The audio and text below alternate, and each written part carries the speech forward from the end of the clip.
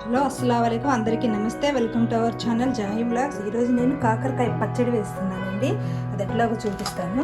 నేను ముందుగానే కాకరకాయని శుభ్రంగా కడిగి నేను ఈ లెక్కన కట్ చేసుకున్నాను. ఈ కట్ చేసుకున్న ముక్కల్ని కొంచెం ఉప్పు కలిపి కొంచెంసేపు ఇలా ఉంచాను. చూసారా ఎట్లా అయినాయో? ఉప్పు కలపటం వల్ల ఏంటంటే ఇలా అన్నప్పుడు నీళ్లు చూడండి ఎలా వస్తున్నాయో. మొత్తం కాకరకాయలన్నిటినీ ఇలా ఇందులో ఉన్న వాటర్ని తీసేయండి.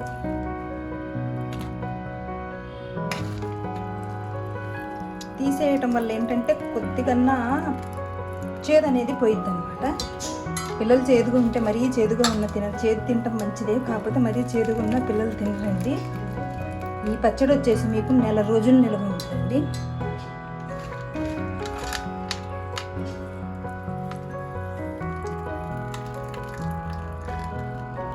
ఇప్పుడు ఆయిల్ తీసుకుందాం. కొంచెం తక్కువే తీసుకుంటున్నాను ఆయిల్, ఎందుకంటే ఇది చేదుగా ఉంటుంది, తర్వాత పనికి రాదండి. ఆయిల్ వేయించుకోవటానికి మాత్రమే, కాకరకాయలు వేయించుకుంటే సరిపోద్ది మాకు.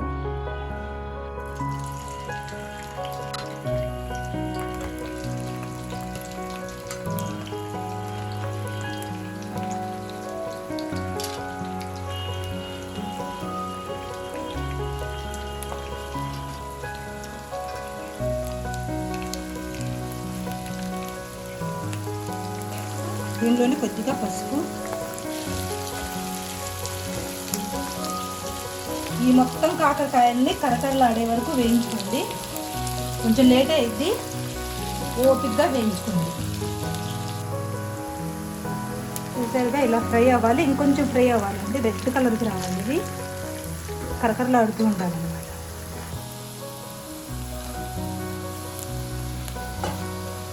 ఈ కలర్ సరిపోయిద్దండి. ఇంకా దీన్ని ఒక గిన్నెలోకి తీసుకుందాం.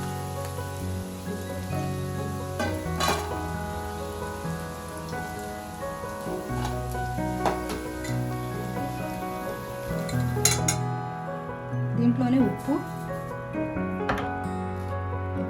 కారం, వెల్లుల్లిపాయలు అయితే కొంచెం ఎక్కువ వేసుకుంటున్నాను నేను. ఇది కాకరకాయ చేదుకుంటుంది కాబట్టి నేను ఇది కూడా కొంచెం వేసుకుంటున్నాను. మొత్తాన్ని మెంతిపిండిని కూడా కొంచెమే కలిపేసుకుంటున్నానండి. ఎలాగో కాకరకాయ చేదుగా ఉంటుంది, మెంతిపిండి కొంచెమే కలిపేసుకున్నాను. మొత్తాన్ని ఇలా మిక్స్ చేసేసి తాలింపు నేను అదే నూనె ఆవాలు,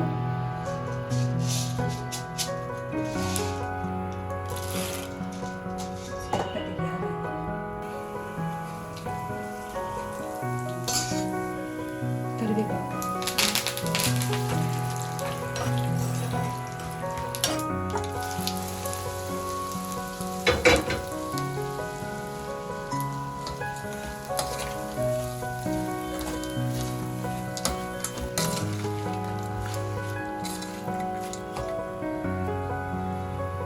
ఇది కొంచెం చల్లారిన తర్వాత నిమ్మరసం వేసుకుంటున్నా.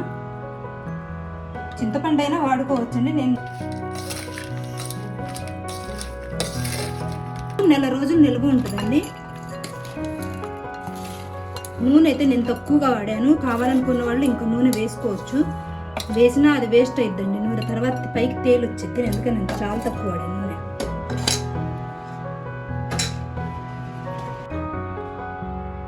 అయితే లైక్ చేయండి, షేర్ చేయండి, సబ్స్క్రైబ్ చేయండి.